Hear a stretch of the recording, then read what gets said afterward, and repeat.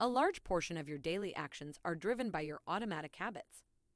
Habits that have been formed through repetition over the course of your entire life. Naturally, there are healthy and productive habits that serve you and negative ones that work against you. In either case, you are what you repeatedly do. So you owe it to yourself to deepen your understanding of habits, how they work, how they're formed and broken, and how you can use them to create the best version of yourself. This is what Atomic Habits is all about, showing you how small adjustments can lead to a massive transformation in your life. If you make tiny 1% improvements to something on a daily basis, in the course of just 1 year, you end up being 37 times better. Now that's huge. Imagine 37 times better health or 37 times better finances or relationships. Even a fraction of that will significantly transform your life, so let's dig into it. But before we get to how successfully form new habits, let's look about your understanding of what success means. In the most common case, success is driven by the outcome, by the end goal. You do whatever it takes to acquire a certain amount of money, to look in a specific way, or date a specific person. While all that might seem perfectly acceptable and normal on the surface, it carries a lot of problems once you peel all the layers off. The main problem with goal-driven behavior is that it tends to ignore the process of getting there and just concentrates on getting the final outcome. Like concentrating on winning a marathon, for example, instead of the systems and the habits of becoming a better runner. You inevitably put yourself at a disadvantage. After all, both winners and losers have the same exact goals. Everyone wants to win the marathon. Those who come out on top, though, are the ones who have been concentrating on the continuous improvements of their running habits, not just winning that single marathon. Concentrate on improving your financial habits instead of buying the dream car, and you most likely end up buying it much sooner. Same way, concentrate on improving your dietary habits instead of obsessing about a six-pack, and you get those chiseled abs much faster. As the author puts it, you do not rise to the level of your goals. You fall to the level of your system. So let's talk about how habits are actually formed. There are generally 4 stages: the cue, the craving, the response, and the reward. You work on a problem for school or a presentation for work, and you inevitably get bored. The feeling of boredom is your cue. You feel the need to entertain yourself, which is your craving. The response is you pull out your phone and check out social media or your email. The reward is that little tiny bit of distraction and entertainment you instantly receive. Checking social media becomes associated with feeling of boredom and frustration. You repeat this enough times and you find yourself distracting yourself with your phone every time you find boredom.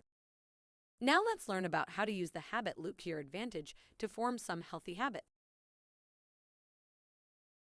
The 4 laws of behavior change are: make it obvious, make it attractive, make it easy, and make it satisfying. You just start by making the cue obvious. If part of your New Year resolution was to go every day to the gym, but you never set a reminder on your phone or you never put it on your daily calendar, you most likely forget going more often than not. If you make that cue, that first step, super obvious, you stand a much higher chance of ending up at a gym. And the easiest way of making a cue obvious is a strategy called habit stacking, attaching a new habit to an already existing one. You already have the habit of coming back from work and school, so stack exercise on top of that. Getting into the car or stepping onto the bus platform becomes your cue to head to the gym. You want to get into the habit of flossing. Stack it up on your hopefully already established habit of brushing your teeth. Putting down the toothbrush becomes your obvious cue to reach for the floss and get cracking. The next step is making the craving attractive. If the craving is not attractive enough, you have no motivation to engage in the wanted behavior. If going to the gym feels like a punishment, why bother? An effective tactic to use in this stage is something called temptation bundling. You can only watch your favorite Netflix show while you're at the gym, or you can only drink your favorite flavor of vitamin water only after you've completed the workout. By making it I only get to enjoy X while or after I'm doing my desired activity, you make it exponentially easier in yourself to get things going much faster. So make that craving attractive. Moving on to making the response easy. If going to the gym requires you fight immense traffic, then you find parking, then you find a locker, then you change, then you book an elliptical machine, Then you figure out the settings, and only then you get to actually exercise. You might be fighting an uphill battle. Making it easier on yourself by removing as much friction as possible is key to forming that new behavior. Anything that you can do to remove any of the required steps will ensure the likelihood of you sticking to that new habit. If you want to start running in the morning, for example, lay out your clothes, your shoes, your keys, your water, whatever else you might need the night before. This way, in the morning you just need to roll out of bed, right into your running shoes. By the time your brain has the time to say, "Oh my God, this is too hard, go back to bed," it will be drowned by the sound of your sneakers hitting the pavement. Making it easy also means not setting your goals extremely high. Instead of setting the expectation to run 20 minutes, set it up for 2 minutes. Instead of flossing all your teeth, set the expectation to floss only one. It sounds silly, but chances are you do way more than that once you engage in the behavior, but overcoming that initial obstacle is usually the hardest. So set the goals low enough to actually set yourself up for success. Finally, make the reward satisfying. The easiest way to do this is to use reinforcements. Keep track of your successfully completed habits in a chart, in a calendar, your favorite habit tracker. Does not matter. When you visually see your accomplishment, you'll be motivated to continue acting in the same manner. Seeing your progress reinforces your identity of being someone who's healthy or someone who makes good financial decisions. Identity is the cherry on top of your behavior-changing cake of awesomeness. It is that final and deepest layer of habit formation. If you believe you're a healthy person, your habits, processes, and outcomes will absolutely follow. Your goal is not to run 60 miles, but become a runner. It is not to read 100 pages of a book, but become a reader. The goal is not to quit cigarettes, but not to be a smoker. These might seem like little subtle differences, but they will completely alter the way you think and how and which habits you form. Now you know how to form new, healthy, and sustainable habits. Make the cue obvious, make the craving rewarding, make the response easy, make the reward attractive, and you'll be on your way in no time. Now let's talk about how you can put all this knowledge to use for yourself. So that was James Clear and Atomic Habits. As you can see, a phenomenal book with a lot of information. Now how to get to use it for yourself.